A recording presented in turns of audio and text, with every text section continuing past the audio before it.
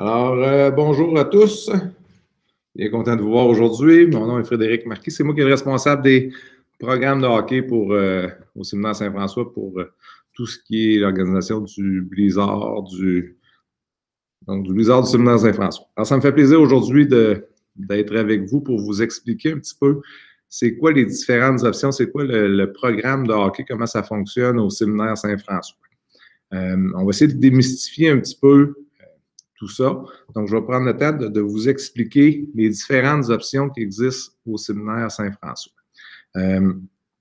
La première option qui existe, c'est au niveau concentration hockey. Donc, je vais prendre le temps de l'expliquer après. Là. La deuxième option, c'est tout ce qui est hockey scolaire. Donc, c'est des équipes qui jouent au niveau scolaire. Donc, les jeunes ne jouent plus au niveau civil, ils jouent juste au niveau scolaire. Et la troisième option, c'est Hockey Blizzard 3. Donc, c'est un partenariat que le Séminaire Saint-François a avec les associations de hockey mineur de l'ouest de la ville, donc Sainte-Foy, Val-Belair, CRSA, Ancienne-Norette, tout ce qui est Port-Neuf, DPR, Saint-Raymond. Donc, c'est un partenariat, c'est le Séminaire Saint-François qui aide à la gestion là, des équipes de hockey. Donc, c'est les trois options qui sont possibles au Séminaire Saint-François. Je vais commencer par expliquer là, un petit peu tout ça. Dans les trois options, que ce soit n'importe lequel, les objectifs de tous les programmes, notre premier but, c'est de développer les jeunes tant au temps personnel qu'au niveau hockey. On veut former des bons individus pour la société. Donc, c'est le premier objectif. Deuxième objectif, c'est de promouvoir toutes les valeurs que sont le respect, la discipline, l'effort, la passion, l'attitude et la fierté. Donc, ce sont 6 valeurs qui sont pour nous très, très importantes, sont à la base de notre enseignement, sont à la base de notre programme de hockey à tous les jours. On priorise toujours, bien sûr, la réussite et le bon comportement scolaire pour l'atteinte des objectifs hockey. Donc, le sport est un levier pour la réussite scolaire et non la réussite scolaire, levier pour le hockey. Donc, c'est important de comprendre, c'est vraiment l'école prioritaire pour nous, la discipline à l'école, c'est important. On veut des joueurs disciplinés au hockey, donc la discipline scolaire est importante aussi. Le principe aussi, dans les objectifs, apprendre les principes de base des bonnes habitudes de vie et comprendre leur importance lors de la pratique de sport de haut niveau. Oui, il y a le hockey. Qu'est-ce qu'il y a autour du hockey? Comment on se prépare? C'est quoi au niveau nutritionnel, au niveau du sommeil? Toutes les à côté du hockey, préparation mentale. Donc, comment qu'on se prépare? C'est dans les objectifs. Et développer les aptitudes au niveau de la préparation mentale, comme je dis un petit peu là, tout ce qui existe au niveau mental. Donc, ce sont les différents objectifs. Que les jeunes soient en concentration, hockey scolaire, hockey 3A, c'est toujours le but au total. Je vais prendre le temps, là, comme je disais, d'expliquer au niveau concentration. La concentration, c'est ce que ça implique un petit peu, c'est 3 entraînements de 90 minutes sur glace par cycle. Donc, ils ont par cycle de 9 jours. Donc, c'est 3 entraînements. C'est toujours à la première et deuxième période du matin. Donc, c'est dans l'horaire des jeunes à l'école. On a 3 arénas. On a accès à 3 glaces. Pas 3 arénas, mais 3 glaces. On a la glace au Séminaire Saint-François. On a les 2 patinoires aussi au complexe de Saint-Augustin. Donc, ça nous permet d'avoir un nombre illimité pratiquement d'élèves inscrits au programme. Ça nous permet de pouvoir diviser des fois par atelier, par position, attaquant, défenseur. Donc, c'est vraiment un programme que les jeunes jouent tous au hockey civil. Les jeunes, c'est le principe un petit peu d'une école de hockey. Donc, on parle de développement individuel avec eux. On développe, j'ai eu un pop-up en même temps dans l'écran, donc on développe vraiment le côté individuel avec eux. On va travailler au niveau beaucoup, tout ce qui est patin, passe, tir, c'est vraiment la base du hockey, c'est vraiment ce qui est travaillé. Toutes les situations de 1 contre 1. Et plus les jeunes vieillissent dans le programme, plus ils vont avoir accès à un peu plus de développement, on va dire, collectif, donc jusqu'en 5e secondaire. On est sur la glace à partir de la 2e semaine d'école, donc la 2e semaine de septembre jusqu'à la fin mai. La première semaine, les dernières, c'est des cours plus d'entraînement hors glace, mais au total, là, c'est quand même plusieurs séances. Ça commence 2e semaine de septembre sur la glace et ça se termine à la fin mai. je vais vous donner un petit peu un exemple d'une journée type pour essayer de vous l'expliquer. Les jeunes, la journée qui ont du hockey, donc c'est à chaque 3 jours, puisque c'est 3 fois par cycle de 9 jours. Donc, les jeunes vont se présenter à l'école, vont arriver avec l'autobus scolaire. Ils ont le droit d'apporter leur équipement dans l'autobus scolaire du matin. Il y a un local ici à l'école où ils peuvent laisser leur équipement. S'ils n'en ont pas besoin de la semaine, le soir, ils peuvent laisser leur équipement ici à l'école dans le local. S'ils en ont besoin, ils peuvent le rapporter toujours dans le transport scolaire. Donc, ça, c'est une nouveauté depuis quelques années là, qui plaît à beaucoup de monde. Sinon, le local peut être ouvert pour venir porter ou chercher l'équipement. Donc, ils arrivent avec l'autobus scolaire du matin ou votre transport. Au lieu d'aller à leur premier cours en classe, ils se dirigent soit à l'extérieur pour prendre un autre autobus qui va les amener au complexe de Saint-Augustin ou ils se dirigent à l'aréna du SSF, dépendamment à quel endroit va être leur entraînement. Ils ont un petit entraînement hors glace avant la séance sur glace. Ils s'habillent, font 90 minutes sur la glace.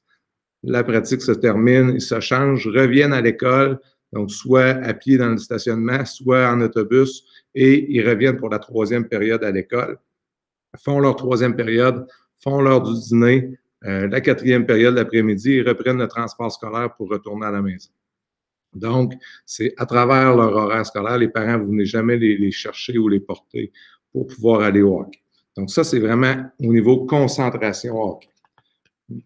La deuxième option, qui est le hockey scolaire. Okay.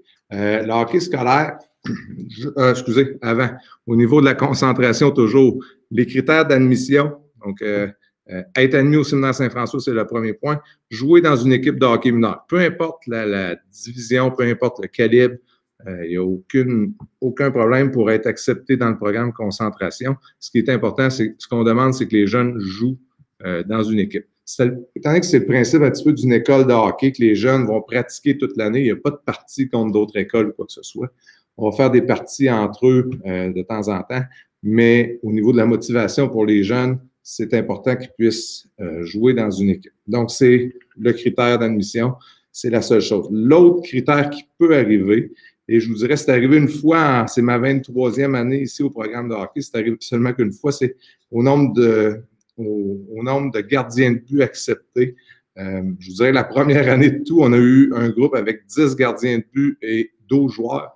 Donc, ça a été assez compliqué de faire des exercices pendant cette année-là, mais il y a peut-être au nombre de gardiens de but qui peut avoir une limitation, mais je vous dirais, c'est arrivé une fois en 23 ans et c'était la première année de tout. Donc, il faut que je le mentionne au cas où, mais normalement, là, ça ne devrait pas arriver. Donc, c'est le point important au niveau concentration, au niveau d'être accepté. Donc, comme j'ai dit, il y a des ateliers par position et c'est beaucoup de développement individuel. La deuxième option, c'est au niveau du hockey scolaire. Donc, il y a 5 équipes scolaires ici au SSF. Là, avant, on mentionnait Benjamin, cadet, juvénile. Maintenant, ça s'appelle M13, M15 et M18, Division 1 et Division 2. À part le nom, c'est la même chose. Au niveau M13, c'est uniquement ce qui est le Benjamin, ce qui était le Benjamin avant, c'est uniquement des élèves de première secondaire. Au niveau M15, c'est des élèves de 2e et 3e secondaire. Et au niveau M18, c'est des élèves de 4e et 5e secondaire. Donc, les joueurs qui sont choisis dans ces équipes-là, donc il y a un camp d'entraînement, il y a une sélection qui est faite. Les jeunes qui sont choisis dans ces équipes-là ne jouent plus au niveau civil.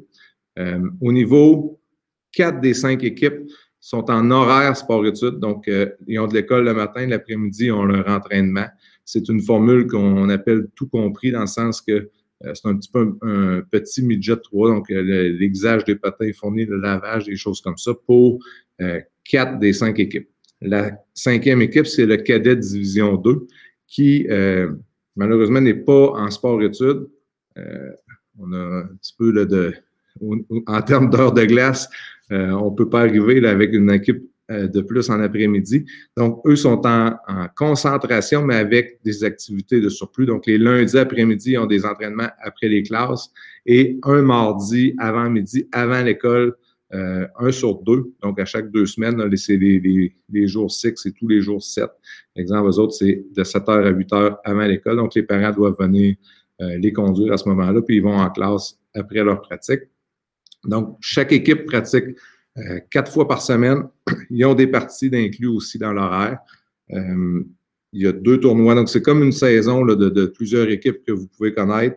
C'est avec le RSEQ, donc toutes les ligues scolaires se sont regroupées depuis l'année dernière. Pardon, donc c'est ça, là, c'est la grosse ligue scolaire RSEQ qui affronte plusieurs équipes. Les divisions, en ce moment, exemple, nous, on est dans la division S. Il peut y avoir certains changements étant donné que toutes les ligues ont fusionné l'année dernière à ce niveau-là. Au niveau du Benjamin Division 1, il va y avoir des présélections cette année avant Noël. Donc, vous allez sur la plateforme que vous avez reçue où vous voyez le programme de hockey, je pense qu'il y a c'est écrit mon nom avec ma photo. Vous avez un lien pour vous inscrire, ceux qui désirent, aux présélections qui vont avoir lieu avant Noël. On a mis 3 dates. Et c'est 3 lundis soirs à l'Arena ici au séminaire Saint-François de 6h à 7h. Donc, on a réservé des heures de glace. On a mis 3 soirs les 15, 29 novembre et 20 décembre. Donc, on sait que les jeunes vont jouer au hockey civil. On sait que c'est possible qu'il y ait des entraînements. C'est pour ça qu'on a mis 3 soirs. Donc, en vous inscrivant sur le site, on demande, c'est un coût de 30 $. Le principe, je vous dirais, c'est vraiment de payer l'heure de glace au total. Si les jeunes sont disponibles pour être là aux 3 entraînements avec nous, c'est parfait. S'ils peuvent venir juste une fois sur les 3, il n'y a pas de problème. On comprend que les jeunes, là, c'est leur équipe, c'est leur hockey civil qui est prioritaire. Donc, suite à ces présélections-là, nous, on va être en mesure de vous rencontrer puis de vous expliquer un petit peu comment qu'on voit la suite pour la saison prochaine pour vous. Donc, est-ce que pour nous, il y a des... Exemple, il y a 90% de chances et plus de faire l'équipe. Il y a 50% de chances de faire l'équipe. Ça va être difficile de faire l'équipe. S'il veut venir s'essayer quand même, il n'y a pas de problème. Donc, c'est un petit peu dans ce sens-là. Il va y avoir une présélection. La sélection finale va se faire au mois d'août l'année prochaine. Étant donné qu'on a plusieurs joueurs, nous, on encourage beaucoup au programme ici les jeunes à aller au niveau 3A. Donc, on a plusieurs jeunes qui vont se présenter au camp 3A. Si ça ne fonctionne pas à ce moment-là, les sélections finales de l'équipe M13 vont se faire au mois d'août. Là, il va rester quelques joueurs à sélectionner à ce moment-là. Donc, je répète, sur la plateforme que vous avez reçue, il y a un lien inscription, présélection au camp M13 Division 1. Si votre garçon est plus vieux, il est M15 puis il aimerait venir au séminaire Saint-François l'an prochain, c'est la même chose. Vous l'inscrivez à la même place. Puis nous, là, par la date de naissance, je vais communiquer avec vous pour voir. Donc, ça va être aux mêmes présélections. Selon le nombre de jeunes inscrits, on va ajuster nos exercices, on va ajuster ce qu'on va faire avec eux pour être en mesure de bien les évaluer.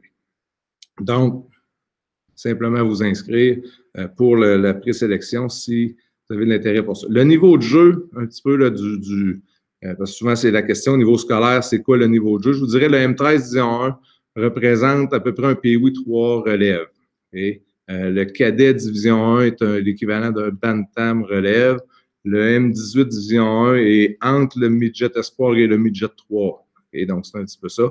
Au niveau D2, le M18 D2, je vous dirais que c'est un bantam majeur et le M15 D2 est un POI majeur. La grosse différence, c'est que c'est les âges scolaires. Ce qu'il faut comprendre, c'est que, exemple, en première secondaire, les élèves qui sont nés en octobre, novembre, décembre sont d'âge bantam au niveau civil, mais jouent Benjamin. Donc, c'est comme si ces joueurs-là rejouaient une autre année au niveau POI.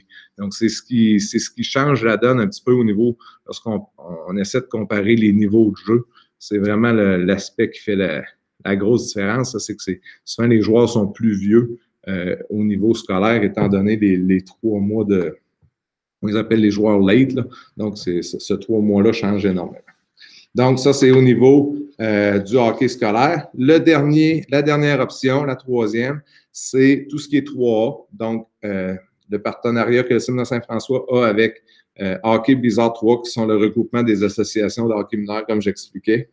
À ce niveau-là, il y a des camps de sélection qui ont toujours lieu fin avril, début mai. Donc, première sélection qui a lieu à ce moment-là, où il va y avoir, je vous dirais, là, normalement, le COVID on devrait plus trop en parler, j'espère, à la fin de l'année. Donc, normalement, cette année, il va y avoir des présélections en avril-mai. pour arriver au mois d'août avec un nombre minimum de joueurs. Donc, exemple, +1, +2 par position. Donc, supposons qu'on joue à 9 attaquants, 6 défenseurs, 2 gardiens de but. Lorsqu'on va arriver au mois d'août, les retranchements, les sélections, les présélections vont avoir fait qu'on va être 11 attaquants, 7 défenseurs, 3 gardiens de but. Exemple. Je donne des chiffres, il ne faut pas les... C'est toujours plus ou moins un joueur, mais il va y avoir une grosse partie des retranchements qui vont avoir été faits au mois d'avril-mai pour les années futures. Donc, ces jeunes-là sont en sport-études, sont en horaire sport-études, mais sont en vrai sport-études reconnus par le ministère. Donc, les jeunes, ils ont 4 entraînements par semaine, minimum 4 à 5 entraînements par semaine. Ils ont 2 entraînements hors classe et un cours de psychologie sportive à chaque cycle. Il y a un suivi pédagogique qui est fait là, par le séminaire Saint-François. Et ces jeunes-là, il faut vraiment qu'ils soient sélectionnés par Hockey Blizzard 3. Donc, c'est le hockey mineur. Il faut qu'ils soient inscrits au hockey mineur. Il faut qu'ils soient sélectionnés pour le hockey mineur. Donc, c'est un petit peu les 3 options qui sont disponibles au séminaire Saint-François. Rapidement, pourquoi Hockey Blizzard? 1, parce que vous allez avoir un encadrement scolaire et sportif de première qualité.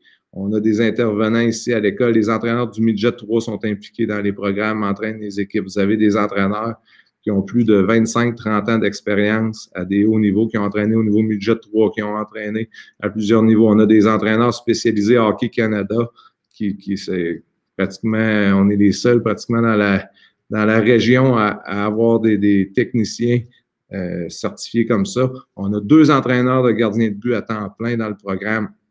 Ils suivent tous les gardiens de but, ils les prennent à partir de la secondaire 1 jusqu'en secondaire 5. C'est toujours les 2 mêmes entraîneurs de gardiens qui suivent tous les gardiens. Donc, à tous les niveaux, vous avez un encadrement vraiment de très haute qualité au niveau personnel d'entraîneur.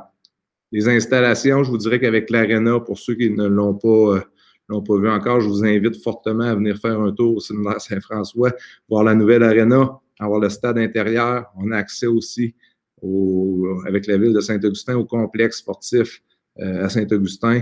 Donc, on est vraiment choyé au niveau des installations. C'est vraiment merveilleux à ce niveau-là. C'est dur à battre. On a une offre de service très large. On a le hockey scolaire, on a la concentration, on a Hockey Blizzard 3, donc on fait vraiment le tour. On a plusieurs options par rapport à tout ça.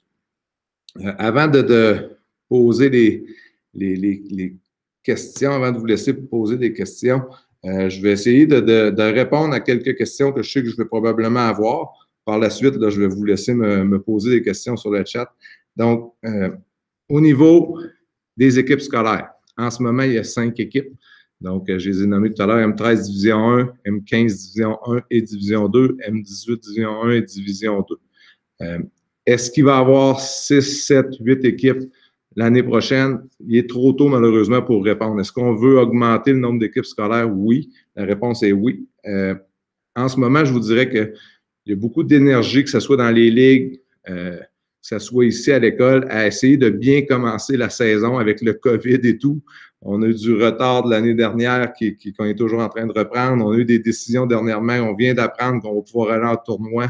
Donc, on essaie plus en ce moment de bien commencer la saison, de faire en sorte que les jeunes de cette année puissent vraiment avoir accès à une saison complète avant que les ligues ouvrent de la place pour des nouvelles équipes dans d'autres divisions. Bien, il y a un certain délai. Donc, normalement, là, s'il y a des équipes qui s'ajoutent au niveau, exemple, Benjamin Division, M13 Division 2 ou M15 Division 3 ou quoi que ce soit, au début janvier 2022, je m'attends que ça soit à ce moment-là, que ça soit annoncé, si jamais il y a des équipes qui s'ajoutent. Je rappelle rapidement aussi les sélections M13, 15, 29 novembre et 20 décembre, de 18 à 19 heures, c'est ici au complexe. Je rappelle que si les jeunes ne peuvent pas être présents à un entraînement ou quoi que ce soit, il n'y a pas de problème. Simplement l'indiquer si jamais ça arrive. Vous avez mon adresse sur la plateforme. Je vois dans le chat, là, il y a certaines questions qui commencent à rentrer. Je vais essayer d'y répondre. Si vous avez d'autres questions, simplement poser de les écrire. Bonjour Benjamin, à quel niveau? Donc, comme je l'expliquais un petit peu, le Benjamin D1, le M13 Division 1 correspond à peu près à un PIWI 3 relève. En gros, là, comme j'expliquais, c'est au niveau les joueurs plus vieux qui font vraiment une différence à ce niveau-là. Le Benjamin Division 2 correspond à quel niveau? C'est un petit peu ça que la Ligue est complètement nouvelle. Je vais aller la voir cette année. Je vais me faire une idée un petit peu, voir à quoi ça peut correspondre. Je vous dirais, de ce que je m'attends, là, ça va être un PWI 2A, PWI 2B probablement. C'est ce que je m'attends, mais je ne veux pas rien lancer en l'air sans l'avoir vu. Je vais me faire ma propre idée. Je vais aller voir des parties prochainement. Ensuite, l'équipe 3 est-elle en horaire sport-études? À partir de l'année, depuis cette année, les M13-3A sont en horaire sport-études. Donc, les M13-3A, les M15 relèves, les M15 majeurs, les M17 espoirs, au niveau des équipes 3, sont tous en sport-études. Le M13 relève, c'est nous qui le chapeaute, mais les jeunes sont encore au primaire, donc ils n'ont pas besoin de venir au séminaire Saint-François. C'est des élèves de 4, 5, 6e année là, au niveau PWI relève. Excusez, M13 relève. Je ne sais pas si vous avez d'autres questions.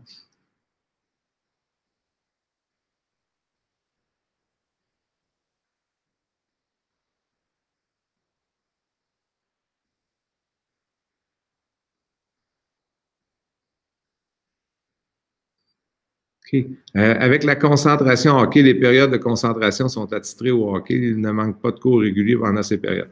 Avec la concentration hockey, c'est vraiment, ils ont le même nombre de cours de français, mathématiques, anglais que tous les autres. Donc, au lieu d'avoir d'éducation physique à ce moment-là, au lieu d'avoir un cours à option, eux, ils ont leur période de hockey à ce moment-là.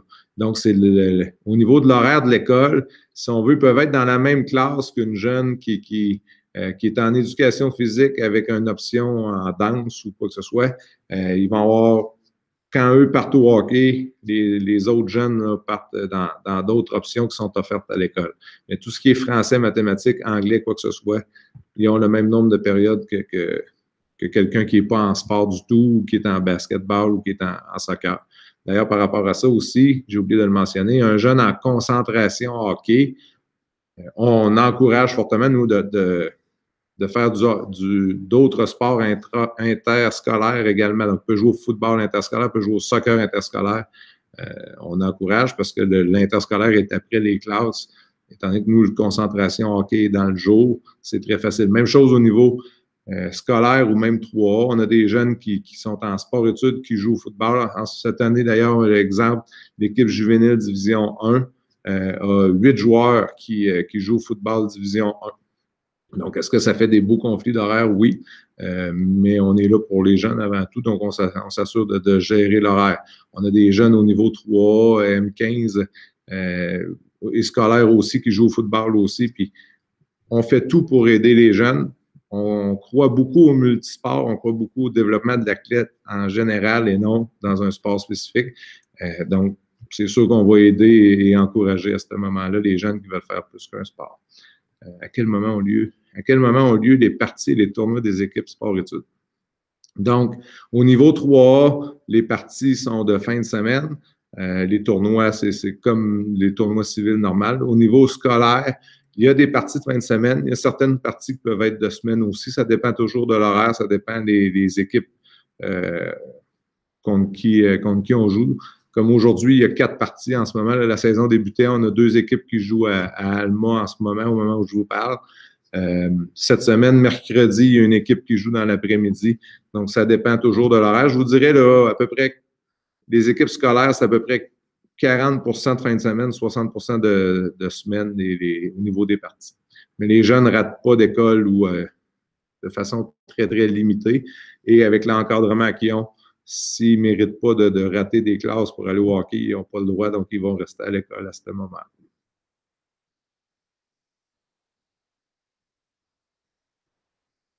Je ne sais pas s'il y a d'autres questions. C'est mon adresse courriel f.marquis@ss-f.com.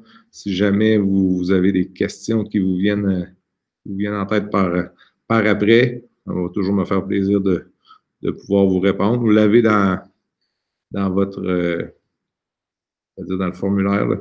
À l'endroit où vous voyez ma photo et vous avez les liens pour vous inscrire aux présélections ou pour voir la vidéo promotionnelle, là, vous avez cette information-là.